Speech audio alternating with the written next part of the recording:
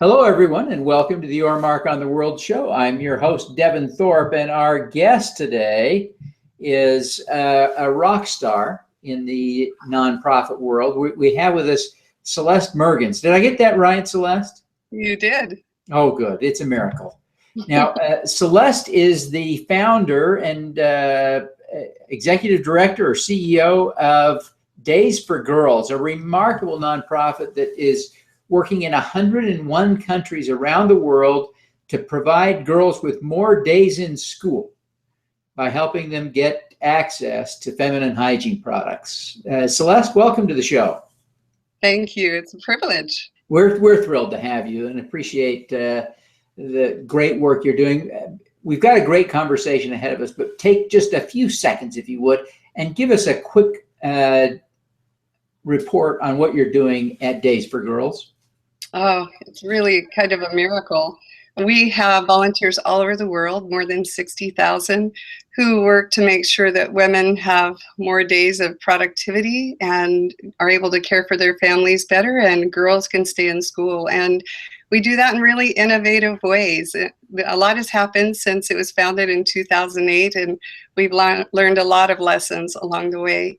But one of the big ones is that little things make a huge difference. And it turns out that pads aren't a little thing at all. They make a tremendous difference. And by networking all these volunteers together and sharing resources and knowledge, we have a huge global impact and way to measure what's important to women, girls, and communities all over the world. You know, 10 years ago, no one was talking about this. No one that I remember. Yeah. Now, you've really made this an issue globally. People are talking about this as an issue and a solution. And of course, you've been tremendously impactful. And so you come at this really with some wonderful insights. And you've put together really, and I hope people that are watching this and haven't read what you put together for us will visit yourmarkontheworld.com /can-learn-maxi-pad-you-think, just because you've written some great comments there. I hope the link is in the YouTube video. If you're not there, go there and read what Celeste has written. But Celeste, let's talk about what you wrote for us. You gave us some 5 tips for reversing cycles of poverty. And your first tip was to seek the wisdom of those you serve. Why? Well, I think that a lot of development solutions kind of forget to do that. We assume that what we know is the best solution of all.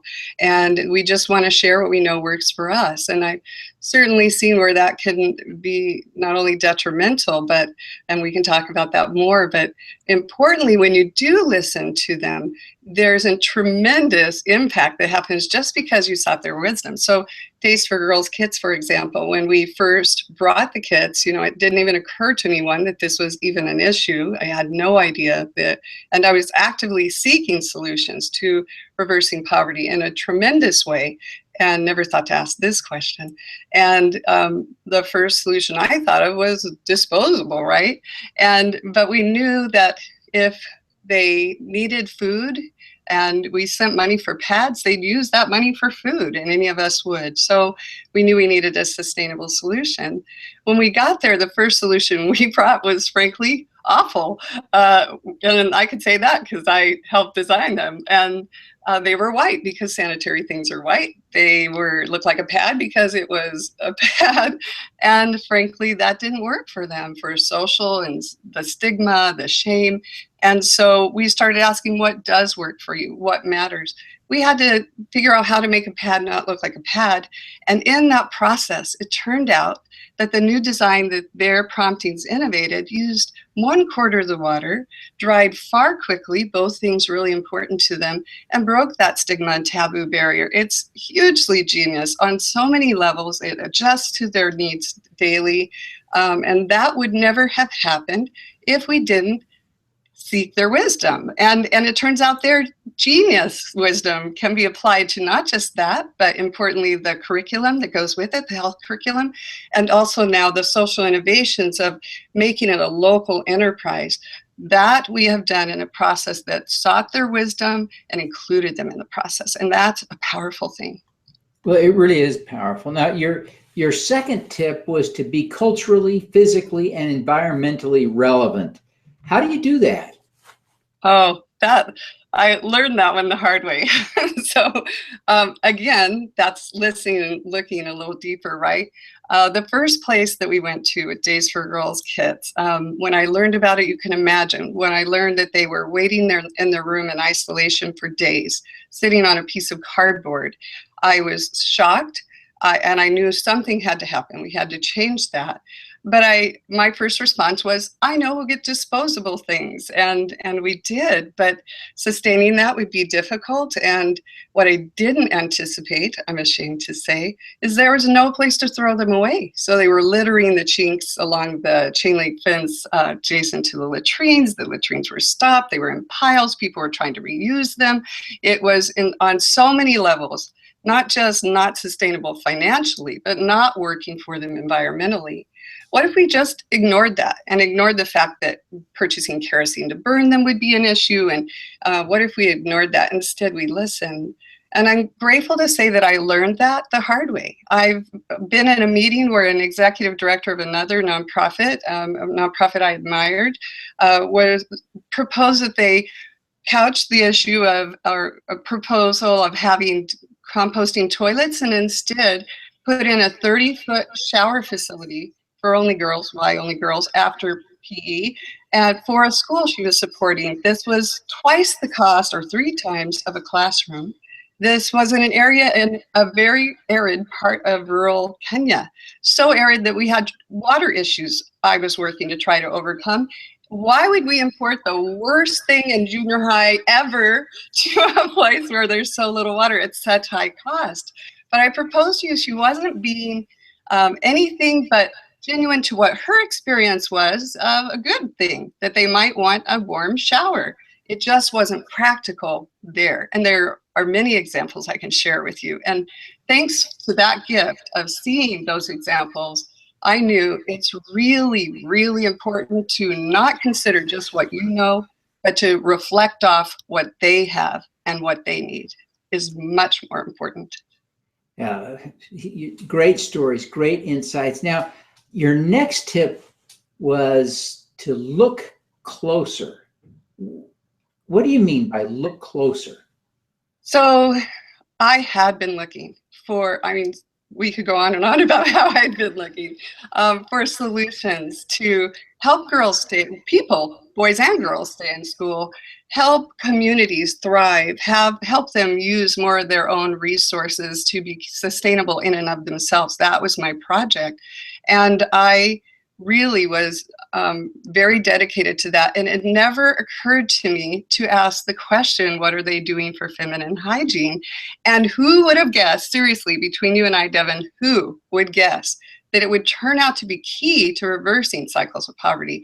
And not only that, but violence in communities. And not only that, but important educational access and many layers of opportunity. And also, if you don't have what you need, and you're sitting on a pile of leaves, or you're sitting on cardboard, or you're using trash, or whatever you can find, and you don't have the security of even knowing you could sit down with confidence, how do you believe that you have as much to contribute as any member of the community, and that your voice and your strength counts there?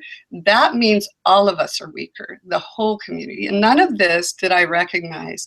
And yet UNESCO, we know from a status, has let us know that 2.6 million girls are estimated to be out of school in Kenya alone. And that's a tremendous loss, not to that nation, but to all of us. And I didn't see that. No one at the time, very few were looking at that at all. And if you just look deeper, not just to, do they need books? Do they need uniforms? But also, what's keeping them out of school? It was widely known, and there are more than just menstrual pads, is that really reason, but that they were far less likely to attend school as a teenage girl. And this was one of the roots. So look deeper. If we miss this key, what other keys are we missing? Because we just maybe hidden in stigma, or maybe just we didn't look that far. Yeah, great insight. And now I want to drill down on something you said, and it hints at something tragic. But you said that a lack of feminine hygiene uh, causes or led to violence against women. Uh, Certainly, the world is full of far too much violence, and especially against women. But what's the connection with feminine hygiene? Oh, I can give you many examples, but I'll start with the first one we did. So we brought our first distribution of washable pads. They were so grateful. Their smiles were tremendous, and they were so thankful. The first girls came up and said, "Oh, thank you. Before you came, we had to let them use us if they wanted to. We wanted to stay in class or leave the room." I hoped that didn't mean what I feared it meant. I had 250 more girls to come and another 250 behind that. And so I couldn't even stop. Had to ask them to come back and talk with me. And they later confirmed that they were being sexually exploited in exchange for a single disposable pad. Now, that too, Devin, happens to be true, it turns out, all over the world. Not everywhere, but in far too many places. And there are other reasons. The education part of what we talk about has a self-defense component. And that self-defense program is not just about move this, kick this. It's not that. It's about an actual dialogue about you have the right to stand up for yourself. You have the right to say no. And you have the right to be safe and strong and healthy. And that's in some cases something that's never been introduced to them ever. It's profound. There's just no words. Your next tip was to keep it simple, basic, direct, effective, over efficient. What do you mean by that? So one of my favorite books is the book Cradle to Cradle. It's a phenomenal book. I don't know if you've read that, but it was at the time a real shift, and done by an architect and a chemist, and they are amazing. It's a profound description of how our industrial efficiency is not as important as effectiveness. And we've lost that in the dialogue to be bigger, brighter, smarter, faster. And they gave the example of a cherry tree, and that if it was made efficient, it would maybe have less branches, less leaves, certainly less cherry blossoms. They're wasteful, they drop to the ground, and let's streamline this thing and make it a little more modern and hip. But indeed, there are efficiencies or effectiveness that is not necessarily apparent at first glance. Those extra cherry blossoms fall to the ground and nourish the tree and the fruit to come.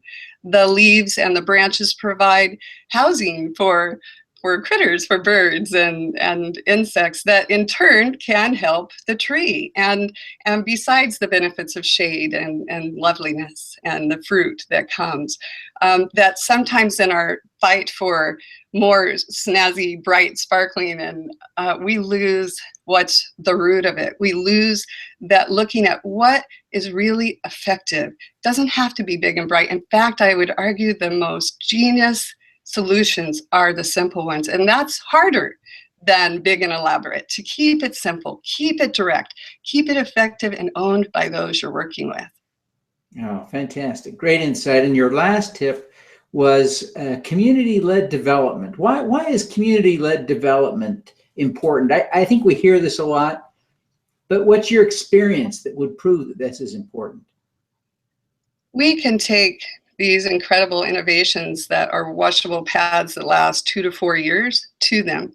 And that seeds the market and includes volunteers who become an army of awareness building and so many cascading benefits, and that's lovely and that's effective.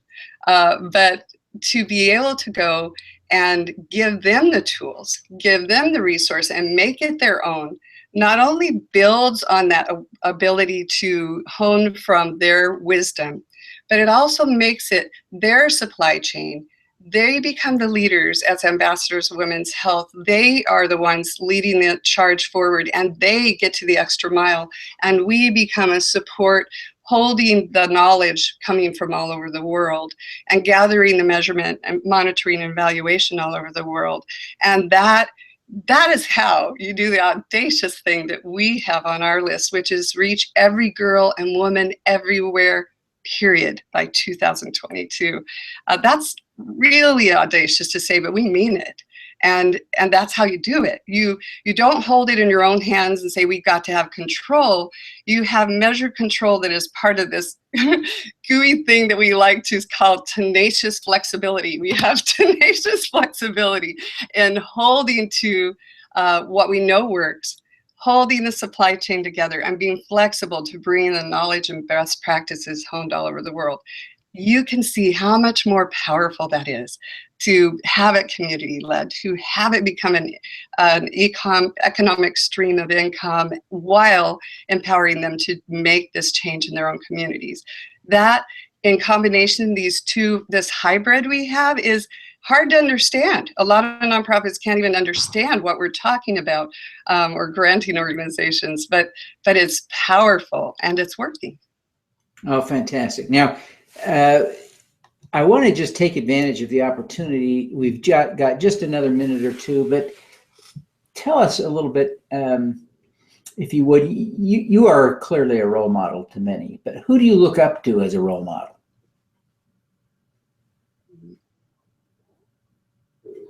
Oh, so many, right? I'm sure for both of us.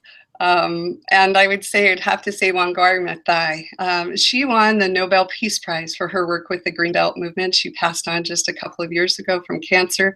But she took practical initiatives. She wanted to stand up for trees not being eradicated and her community in Kenya, or nation, turning into a desert. She wanted to stand up for this simple thing, and so she did. And then she made a direct way that other people could do it with her and join in this movement.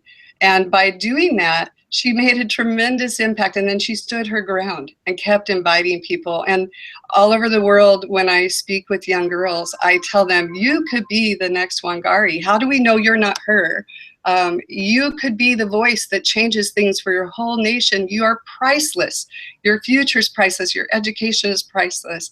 And because I believe she's a great example of how one person can make a huge difference just by not only standing up, but inviting others to join her.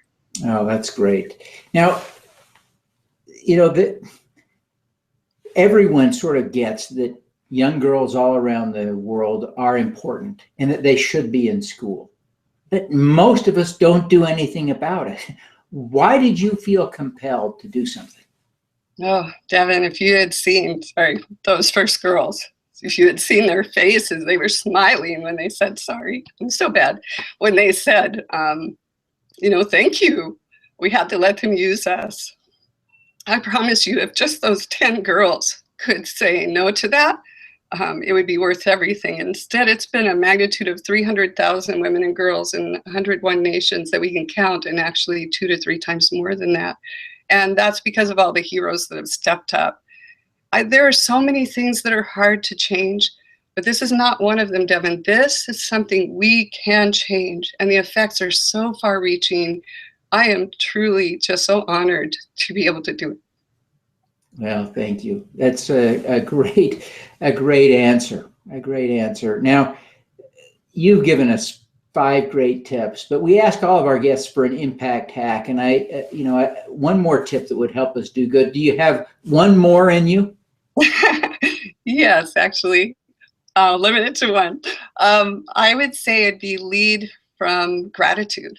When you lead from gratitude, you're recognizing the good that's happening around you. You're recognizing the team effort and what is going really well. And by actually taking time to point that out to your team, to recognize and take that moment to see the reach that you're making and what they're doing, it turns out to be an attitude of joy in your team, and also that they can then play to their strengths because they know what you appreciate about what's happening. And choosing to consciously lead from joy is really a powerful way to make sure your passion is something that's not heavy. You're just going with the flow, if you will, and that your whole team gets to enjoy that process. Because when you're working hard, like most of us are, it can become heavy, and it isn't if you're working from joy. Oh, fantastic. Great insight. Now, before you go, please tell us how we can get in touch with you and learn more about the great work that you're doing at Days for Girls. Oh, that's easy, and please do. So our hashtag for social media is Days for Girls, or the way to find us is Days for Girls, DAYSFORGIRLS. And you can always hop on our website. Their phone numbers and addresses are there, and we love to have everyone find us there. Fantastic. Well, again, Celeste, we really appreciate the time you've taken to be with us today, and we wish you every success in giving girls more days in school. Thank you. Such All a right. privilege. Let's do some good.